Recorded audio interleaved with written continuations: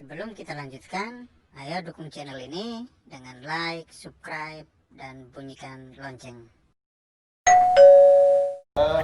Sikap PDI Perjuangan Nusa Tenggara Timur fraksi itu sudah jelas mendukung sektor pariwisata sebagai prime mover, dan dengan demikian menolak pertambangan ini di Manggarai Timur dan juga bahkan di NTT. Itu sikap fraksi PDI Perjuangan Nusa Tenggara Timur.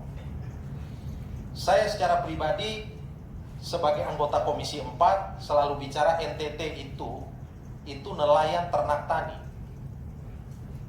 Kalau mau bangun pariwisata, ya pariwisata di NTT itu perspektif dasarnya itu adalah konservasi, bukan eksploitasi, bukan pembongkaran.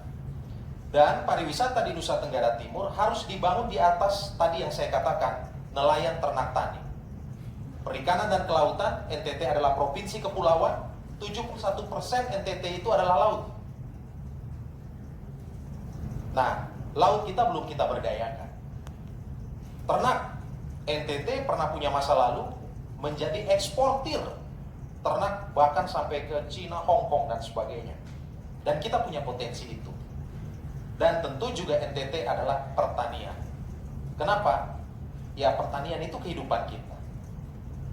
Karena itu di Komisi 4 saya selalu bicara tentang pentingnya membangun 3 sektor ini.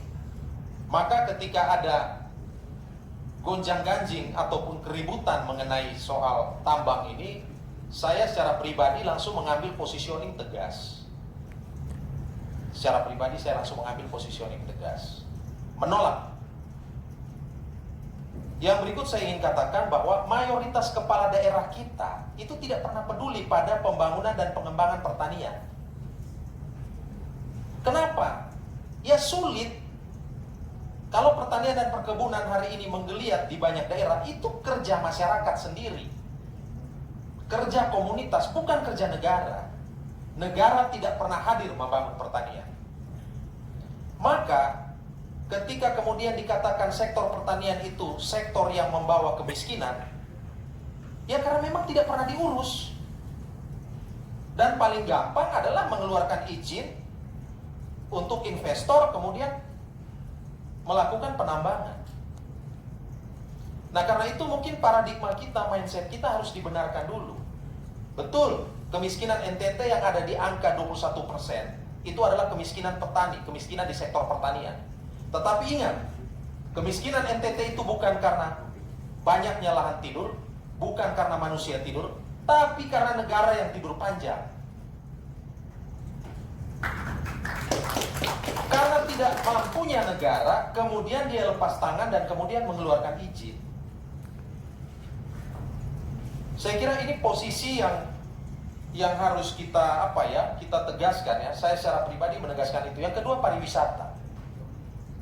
Ya pariwisata basisnya ya harus tadi yang saya katakan, pertanian, kehutanan, lingkungan hidup, perikanan, kelautan. Pariwisata dasarnya itu. Ada catatan mengenai pariwisata kita, persoalannya di NTT adalah tidak dibangun di atas fondasi ini. Sehingga hal sederhana, hortikultura misalnya, buah, sayur mayur, untuk di Labuan Bajo misalnya, kita datangkan dari Bima. Kita datangkan dari provinsi di luar NTT. Kenapa? Ya karena kita tidak pernah berinvestasi membangun pertanian kita. Tidak pernah. Tidak pernah.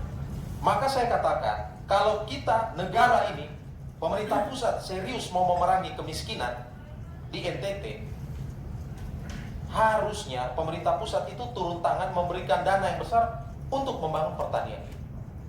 Kemarin Presiden Joko Widodo baru mengeluarkan Perpres nomor 63 tahun 2020 tentang 62 kabupaten tertinggal di Indonesia. Urutan pertama Papua, urutan kedua NTT. Di NTT itu ada 13 kabupaten dari 22 kabupaten yang tertinggal. Setelah saya periksa, kenapa tertinggal? Ya karena berdasarkan sejumlah indikator kemiskinan, IPM dan semuanya itu di bawah standar nasional. Lalu siapa yang miskin? Yang miskin di situ petani. Petani. Masih untung dapil Bang Andre ini. NTT 1. paling yang masuk di situ cuma Manggarai Timur. Di dapil saya NTT 2 dari 13 kabupaten kota ada 10 kabupaten yang tertinggal di situ. Saya lalu membandingkan Kak Andre.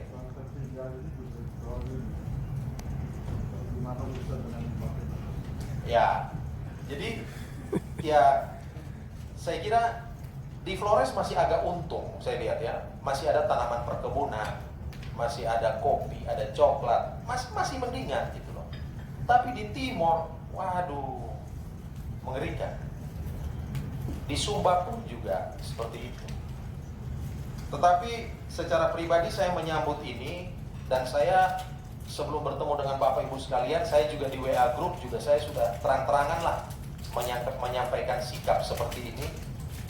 Karena ya kalau mau bicara NTT, masa depan NTT ada di yang saya katakan tadi, di Komisi 4. Nah, ya mungkin karena terkait dengan itu, saya usulkan mungkin suatu ketika perlu juga audiensi dengan Komisi 4